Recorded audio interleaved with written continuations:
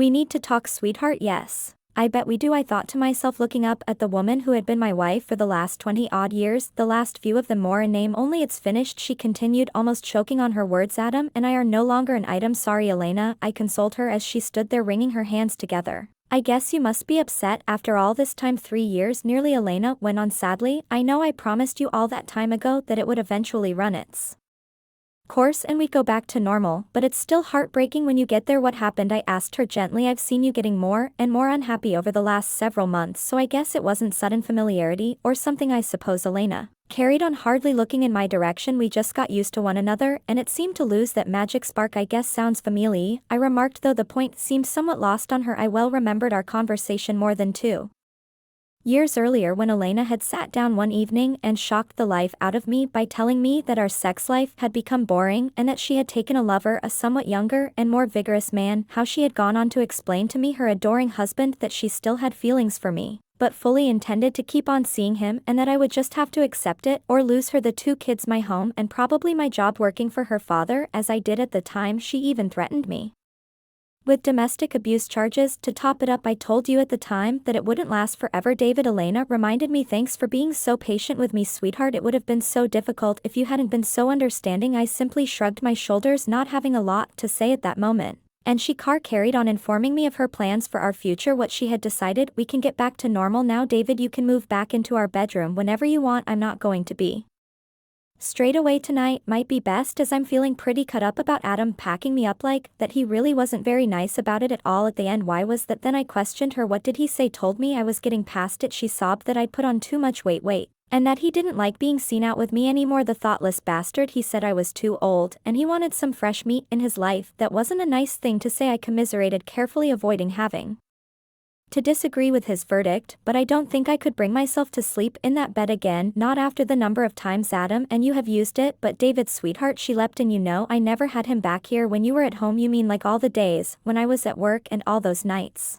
I was away on business over in France? We'll get rid of that old bed, my wife declared, my attempt at sarcasm too subtle for her. We'll get a new one, David. Borrow a new bed might be nice, I answered in little more than a whisper, and we both sat there for a few moments in an awkward silence. I'll make it up to you, David, Elena eventually burst out enthusiastically. I know we haven't slept together for over 2 years, but I've been thinking about it a lot, and it can easily be like it used to be. You'll see, David. You think it could be, Elena? I asked quietly. Exactly like it used to be. Do you really think it could be? Yes, of course it can be. Will be, sweetheart, Elena went on, gaining steam.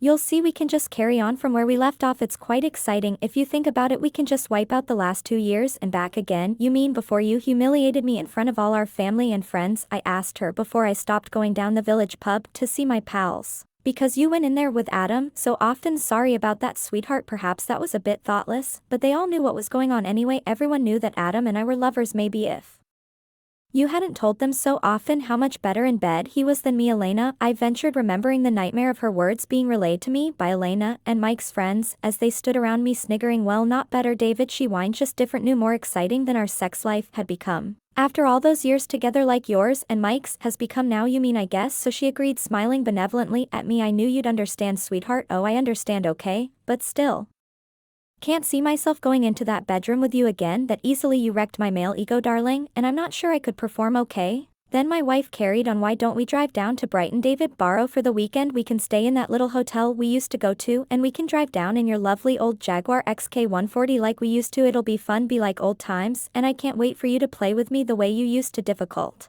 that I commented shortly. Damn near impossible.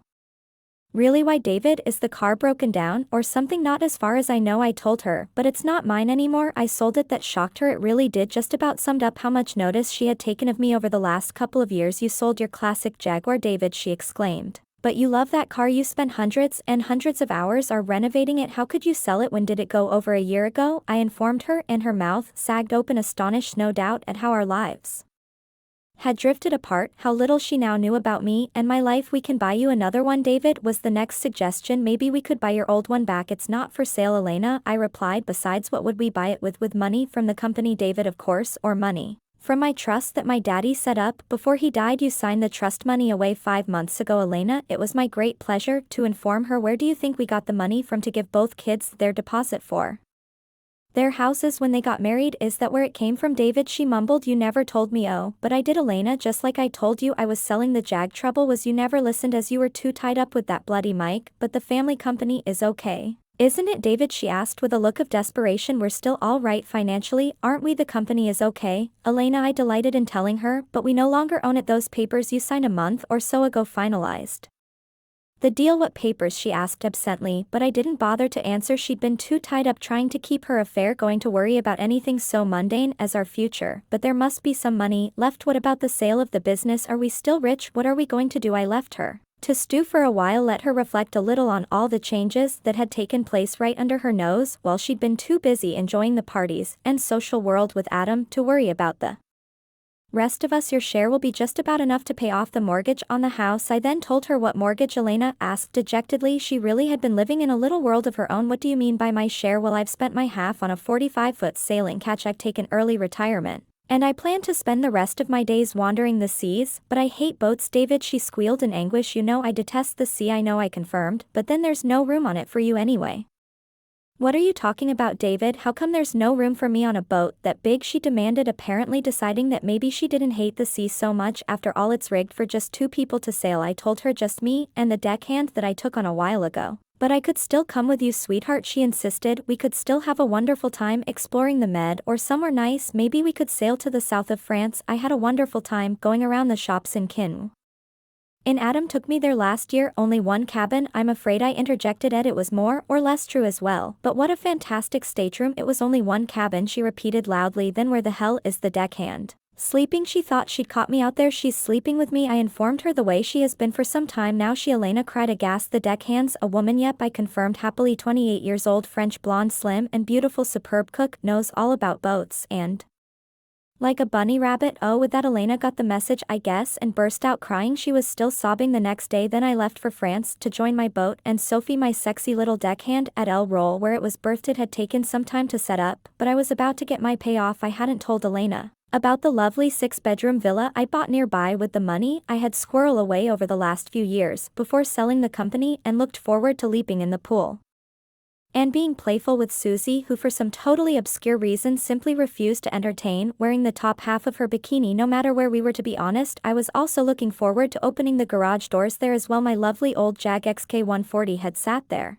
on its own for far too long and would soon be with whisking Sophie and I off to a wonderful French restaurant that I got to know well just down the coast. As for Adam, he was got mugged outside his favorite bar. He was beaten up and robbed, 5 broken ribs, busted kneecaps, and worst of all, he lost his purse in one of his balls. He will not be walking straight for as long as I am alive. Happy days, I guess.